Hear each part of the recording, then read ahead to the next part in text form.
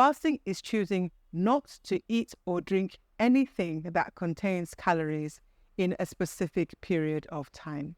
Benefits of fasting. The benefits you get will depend on the kind of fast you're doing and the length of the fast.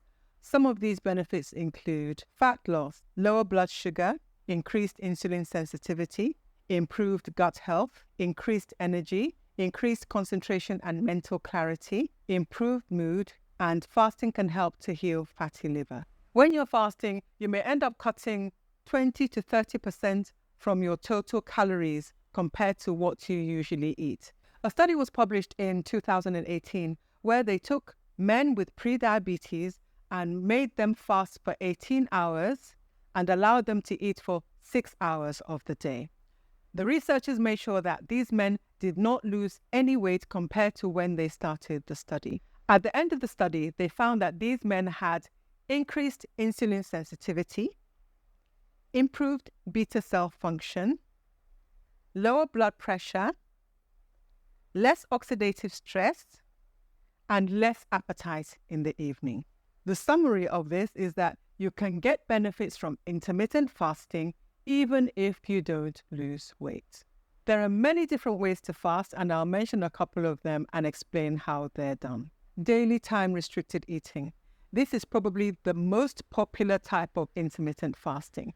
And in this kind of fasting, you eat every day, but there's a period of the day when you're allowed to eat and a period of the day when you don't eat. 16/8 time-restricted eating. This is the most popular type of time-restricted eating. And in this type of fasting, you would eat for 8 hours of the day. That would be your eating window, and not eat for the remaining 16 hours of the day. That would be your fasting window. So 16 hours of fasting plus 8 hours of eating equals 24. That's your whole day. There are other ways to break up your 24-hour day for time-restricted eating. You can do the 12-12, otherwise known as the circadian fast, where, as the name implies, you would eat for 12 hours of the day and fast for the remaining 12 hours of the day. This would be a great place to start if you're new to fasting. You just want to get started, you want to ease into it and make it a lifestyle. There's the 24 or warrior diet, where you can eat vegetables and some boiled eggs during your fasting window, and then you eat everything else that you want to eat in the remaining 4 hours. So that's 20 hours and 4 hours, making 24. And then you have OMAD, OMAD, that's 1 meal a day, where you basically eat one big meal each day. And that's basically like a 24-hour fast. And then you have alternate day fasting, where you would eat one day, fast the next, eat the next day, fast the next. So you could eat on Monday, then you wouldn't eat on Tuesday, eat on Wednesday, etc., etc. Then there's 5-2 intermittent fasting, where you eat whatever you want to eat for 5 days of the week, and then you fast for the remaining 2 days of the week. That 2 days of fasting isn't a true fast because you're allowed to have about 500 to 600 calories worth of food on those 2 days. Another thing is that those 2 days shouldn't follow one another. So you shouldn't have your reduced calories on Monday and then reduce calories again on Tuesday. You would have at least a day in between. So if you reduce calories on Monday, you'd leave Tuesday, eat normally, and then perhaps reduce your calories again on Wednesday or Thursday. And then there's prolonged fasting, where you typically be fasting for more than 48 hours. There are a couple of other terms you might hear when people are talking about fasting. One would be the protein-sparing modified fast, and another would be the fasting mimicking diet. The protein-sparing modified fast is a very low-calorie diet, where you're basically eating about 800 calories a day. You're eating high protein, low fat, and low carb. The aim of this is to spare muscle that might be broken down while you're fasting. The fasting mimicking diet, sometimes called the prolonged diet, is a kind of fast that is supposed to fool your body into thinking that you're actually fasting when you're really not. It's supposed to increase a process known as autophagy or autophagy, which is basically when your cells are doing cleanup and removing all the rubbish and getting rid of it. To do this diet in its true form, you actually need to get a kit from the company that contains all the nutrients, all the foods, and all the supplements that you need for the diet. What are the advantages of intermittent fasting? First of all, it's free. You don't have to pay anything to fast. You don't have to buy any special shakes or bars or supplements. You just fast. Intermittent fasting can save you money. If you eat a lot of snacks all through your day, when you're fasting, you wouldn't be snacking. So you would save money there for sure. If you also skip one of your meals each day, that will save you more money. Intermittent fasting can save you time. We spend a big chunk of our day thinking about food, planning food, preparing food, eating food, clearing up after food. When you fast, you save that time. Intermittent fasting can save you mental energy. Deciding what to eat, trying to make healthy food choices, trying to practice self-control, trying to restrict your calories with each meal is exhausting for some of us. Some people just find it easier to not eat, and then when it's time to eat a full meal and be done with it. Another advantage of intermittent fasting is that you can eat your local diet, your cultural diet, whatever it is that you're used to eating. You can go ahead and eat that. Just that you don't eat it at certain times of the day. This means that you don't have to import any fancy foods from elsewhere, which are usually less nutritious and more expensive than whatever you're going to get at home. There's no counting calories. You don't have to weigh anything. You don't have to measure anything. There are no calculations to do. You just don't eat. And counting calories is wildly inaccurate and very difficult for most people to do anyway. Intermittent fasting is flexible. You choose when to fast, how long to fast, when to eat. You can fast for 14 hours one day. The next day you can fast for 18 hours if it's more convenient for you. You can decide not to fast if you have a business lunch or a dinner party. You can structure your fasts around family time. You can fast one day and not fast the next day. It's totally up to you. Side effects of fasting. A lot of the side effects that you might experience when you fast are easily preventable and or reversed. You're more likely to have side effects if you jump into fasting without preparing beforehand. Some of these side effects include headaches, dizziness, muscle cramps, constipation, heartburn, and very low blood sugar, especially if you're taking blood sugar lowering drugs. Who should not fast?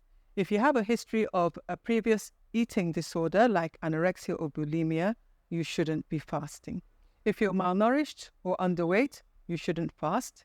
If you're sick and fragile or recovering from an illness, that's not the time to be fasting. Children shouldn't fast.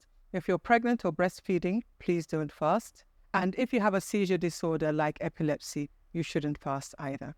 And you can fast, but with medical supervision in the following cases. If you're on medication for heart problems and high blood pressure, if you're on blood sugar lowering drugs, if you have gastroesophageal reflux disease, that's good. If you have gout, and if you have kidney stones. How do you choose the right fasting method for you? You might be interested in intermittent fasting, but with so many different options, I know it can get a little bit confusing. So you need to ask yourself a few questions. Would you rather fast every day? Then you choose daily time-restricted eating. Do you want to only fast on certain days of the week? Then you would choose 5-2 fasting or alternate day fasting. Are you fasting for weight loss? Then you choose a longer fasting window, like 16 or 18 hours of fasting, and perhaps graduate to OMAD, that's 1 meal a day, or alternate day fasting.